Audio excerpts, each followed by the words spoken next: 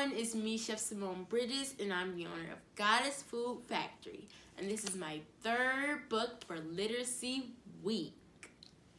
This book is called Miss Spider's Tea Party by David Kirk. Can't wait to read it. Let's get started.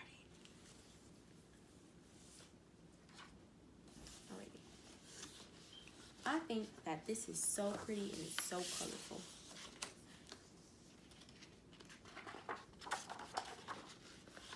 That's Miss Spider at her tea party.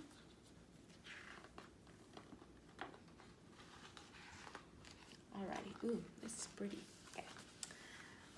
One lonely spider sipped her tea while gazing at the sky. She watched the insects on the leaves and many flying by. If I had friends like these, she sighed, who'd stay a while with me?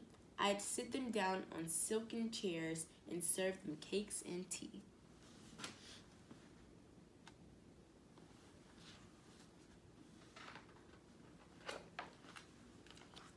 Two timid beetles, Ike and May, crept from the woodwork the same day.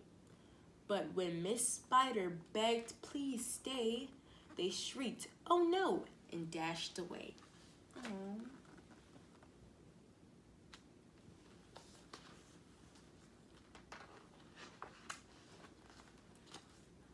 Three fireflies flew inside that night, their spirits high, their tails alight.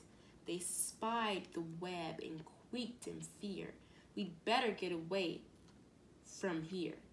The little trio did not feel they'd care to be a spider's meal.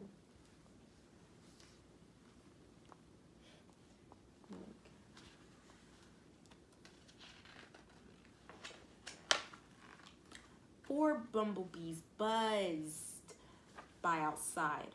"Please come to tea," Miss Spider cried. The four ignored her swaying there.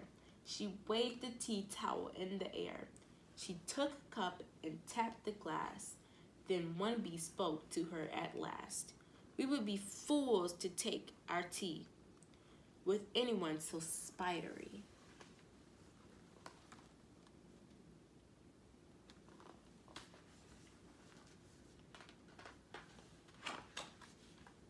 Within the shadows of the room, just peeking from behind a broom, 5 grinning faces bobbed and peered.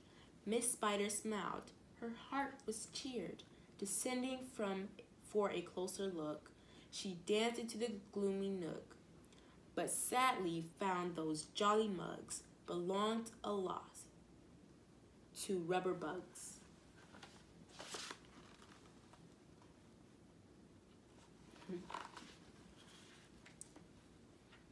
Look at this. Look at the snail. Some ants strolled in. They numbered 6, but ants with spiders will not mix. She brewed them tea from hips of roses. Aww. The proud platoon turned up their noses. Look at all those red ants.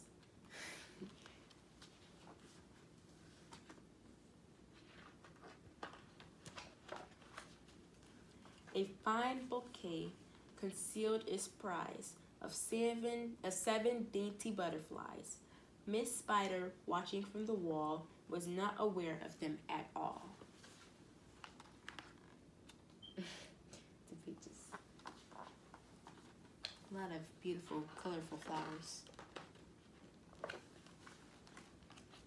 The tea table was set for 8. With saucers, cups, and silver plate. The cakes were fresh, the servers gleamed, yet no one would arrive, it seemed. Her company in no demand left her a cup for every hand.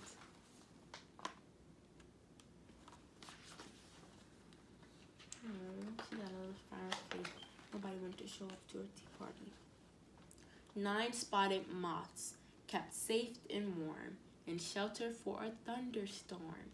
They stood beneath an open sash and watched the jagged lightning flash. Miss Spider dropped down on a thread, a silver tray above her head. She hoped to please them, but instead...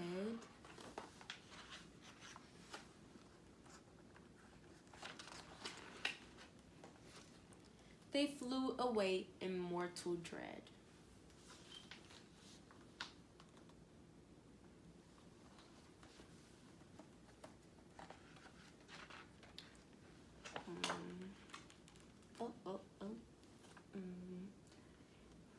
They've left me all alone, she cried. She dabbed her eyes and sadly sighed. It's plain no bug will ever stay. Her tears splashed down upon the tray. Miss Spider is crying. Mm-hmm. 10 tiny steaming cups of tea were perched atop her trembling knee. She sipped and sobbed, then heard a cough and turned to see a small wet moth. A fragile thing so soaked by rain, his wings too damp to fly again.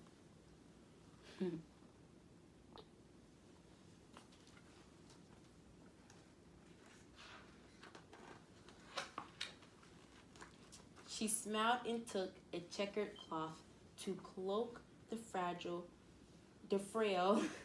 and thankful moth. They talked and snacked on tea and pie until his tiny wings were dry. Then, lifting him with tender care, she tossed him gently in the air. That was nice of her.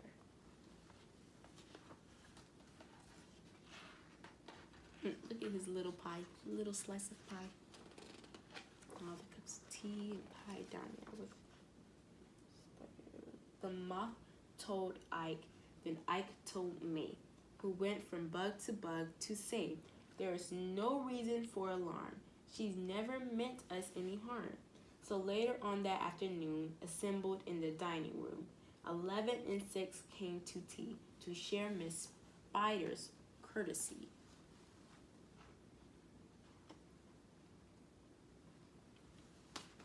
That was nice. Now she has a real tea party. 12 tender violets in a vase, presented at Miss Spider's place.